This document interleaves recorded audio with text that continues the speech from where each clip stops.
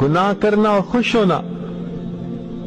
اب دوست آپس میں بیٹھ کے باتیں کر رہے ہیں، میں نے فلاں کو تو ایسے بیوقوف بنایا، یا سنا رہے اپنی لو سٹوری خوش ہو کے کہ میرے تو فلاں کے ساتھ ایسے تعلقات ہیں.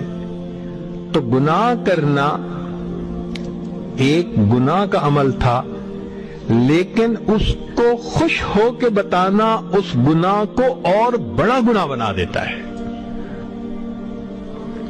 الاغترار بحلم اللہ وسترہ وامحالہ ایاہ، یا اللہ تعالیٰ کی ستر پوشی کے اوپر دھوکہ کھا لینا.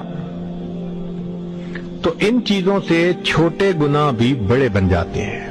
تو اس لیے ہمیں چاہیے کہ ہم اپنے گناہوں سے توبہ کریں.